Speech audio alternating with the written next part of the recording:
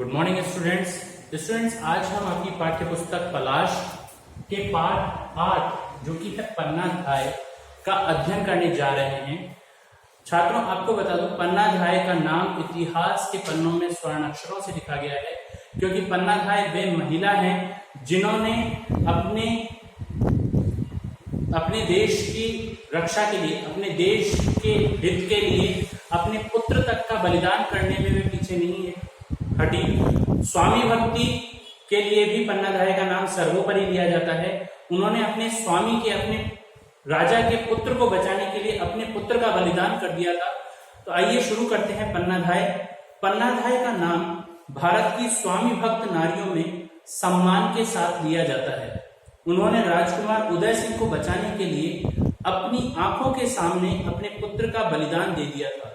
आइए उनके बारे में जानते हैं। राजकुमार उदय सिंह जो कि उदयपुर को बसाने वाले थे, उदय सिंह ने ही उदयपुर को बसाया था, और उस वक्त ये मेवाड़ प्रांत के शासक के पुत्र थे। और उनकी रक्षा करने के लिए बनवीर जो कि इनको मारना चाहता था, उनसे इनकी रक्षा करने के लिए, बनवीर से उदय सिंह की रक्षा करने के लिए पन्नाध्याय ने अपने पुत्र का बलिदान भी कर दिया था। पात्र परिचय देखते हैं। पात्रों में पन्नाध्याय उदय सिंह की देखरेख करने वाली एक दासी है। करमवती मेवाड़ राज्य की रानी है। उदय सिंह जिसकी आयु 8 वर्ष है, मेवाड़ राज्य के राजकुमार। चंदन उसकी भी आयु 8 वर्ष है और पन्नाध्याय का पुत्र है। बनवीर मेवाड़ राज्य का एक सामंत है। मेवाड़ राज्य में एक सामंत यानी कि छोटे से क्षेत्र का एक जमींदार जिसको कहते हैं, उस तरीके से है। दृश्य शुरू होता है मंच पर। चित्तौड़ का राजमहल, रानी कर्मवती बैठी हैं। पन्नाध्याय उनके सामने खड़ी हैं। चित्तौड़गढ़ जो कि मेवाड़ प्रदेश का केंद्र राजधानी माना जाता था, उस चित्तौड़गढ़ में रानी कर्मवती उसके दुर्ग में बैठी हुई हैं।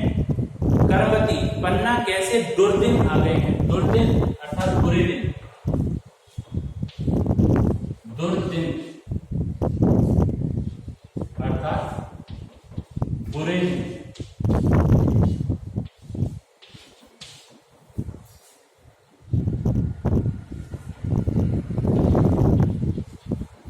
दुर्दिन शब्द का अर्थ है बुरे दिन। तो पन्नाध्याय से कहते हैं कैसे बुरे दिन आ गए हैं। जब से महाराजा सांगा का निधन हुआ है। कर्मवती के पति का नाम था महाराजा सांगा, जिनका निधन हो चुका था। वो कहती है मेरा चैन छिन गया है। विक्रम गद्दी पर बैठा है, उसे राजकाज आता ही नहीं, न वीर है न बुद्धिमान है। अब मुझे अपने बेटे राजकुमार उदय सिंह की बड़ी चिंता हो रही है। यानी कि महाराजा सांगा का निधन हो चुका है और उनका बड़ा पुत्र जो विक्रम है वो राजगद्दी पर, सिंहासन पर बैठा है, लेकिन उसे राजकाज अर्थात राज्य के कार्य, शासन कार्य, राजकाज अर्थात शासन कार्य,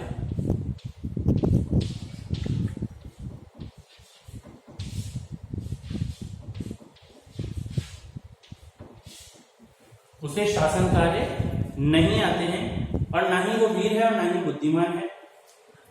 आगे पन्नाध्याय कहती है महारानी थोड़े दिन की बात है, राजकुमार उदय सिंह बड़े हो जाएंगे तो वे राजगद्दी संभाल लेंगे। अब पन्नाध्याय उन्हें आश्वासन दे रही है, सांत्वना दे रही है कि थोड़े दिन की बात है, फिर राजकुमार बड़े हो जाएंगे तो वो स्वयं शासन संभाल लेंगे, फिर मेवाड़ के अच्छे दिन लौट आएंगे। कर्मवती, यही तो चिंता है, उसकी जान का दुश्मन है मालवा का बहादुर शाह। अब वो बता रही है कि समस्या, जो चिंता की बात है वो क्या है कि उसकी, उदय सिंह की जान लेने पर उतारू है, जान लेने को तैयार है मालवा का बहादुर शाह। मालवा एक क्षेत्र है जो कि चित्तौड़ से थोड़ी ही दूरी पर पड़ता है, गुजरात के समीप पड़ता था, और वहां का शासक बहादुर शाह उदय सिंह को मारना चाहता था। वह मेवाड़ पर आक्रमण करने वाला है, उसके पास बड़ी सेना है। विक्रम उसका सामना नहीं कर पाएगा। अगर उसने मेवाड़ जीत लिया तो वह राजकुमार को जीवित नहीं रहने देगा। अब वो समस्या बता रही है कि जो बहादुर शाह है उसके पास अत्यधिक सेना है, और अत्यधिक सेना के कारण वो जब मेवाड़ पर आक्रमण करने आएगा तो विक्रम उससे लड़ नहीं पाएगा और वह मेवाड़ पर अपना अधिकार कर लेगा, जिससे मेवाड़ उसके अधीन चला जाएगा और वह फिर राजकुमार उदय सिंह को भी मार डालेगा। पन्नाधाय कहती है फिर तो महारानी हमें कहीं चले जाना चाहिए।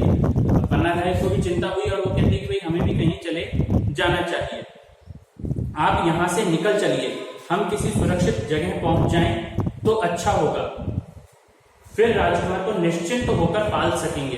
अब वो कह रही है कि यदि हम यहाँ से चले जाते हैं तो हमारी जान बच जाएगी और हम राजकुमार का पालन पोषण अच्छे से कर सकेंगे। कर्मवती, ऐसी बात फिर मत कहना पन्ना, मैं रानी हूं और मेरा स्थान प्रजा के साथ है। अब कर्मवती ने उसे कहा कि नहीं, इस प्रकार से मत कहो, क्योंकि मैं एक रानी हूं और रानी का कर्म अपनी प्रजा को बीच में छोड़ करके जाना या मुसीबत में छोड़ के जाना नहीं होता है। वह अपनी प्रजा के साथ ही रहती है हर मुसीबत में। मैं इस मुसीबत में अपनी प्रजा को छोड़कर नहीं जा सकती। मैं चली गई तो क्या ये बहादुर सिपाही लड़ सकेंगे? नहीं, मैंने निश्चय कर लिया है, मैं आखिरी सांस तक लड़ने वालों के साथ रहूंगी। कर्मवती ने कहा कि यदि मैं ही चली गई तो मेरे जो सिपाही हैं, जो मेरे कारण दुश्मन से लड़ रहे हैं, शत्रु से लड़ने को तैयार हो रहे हैं, वो मेरे चले जाने के बाद में वो किस प्रकार लड़ पाएंगे, इसलिए मैं नहीं जाऊंगी। हाँ, तुम मेरी एक सहायता कर सकती हो। पन्नाधाय ने पूछा, आज्ञा दीजिए महारानी, आप बताइए कि मैं आपके लिए क्या कर सकती हूँ। कर्मवती, तुम दोनों बच्चों को लेकर कुंभलगढ़ चली जाओ, जब यहाँ शांति हो जाए तो राजकुमार को लेकर आ जाना। उसने कहा कि भाई इस जगह इतनी परेशानियां हैं, तो आप दूसरा जो हमारा दुर्ग है कुंभलगढ़, जो कि वर्तमान में राजसमंद की सीमा पर पड़ता है, राजसमंद जिला जो राजस्थान में है उसकी सीमा पर पड़ता है, और कुंभलगढ़ दुर्ग के लिए वो कहते हैं कि कुंभलगढ़ दुर्ग में आप चले जाओ और जब यहाँ पर सब स्थिति सामान्य हो जाए तब आप वापस आ जाना। तो छात्रों, आज के लिए इतना ही, शेष भाग हम अगले भाग में पढ़ेंगे। धन्यवाद।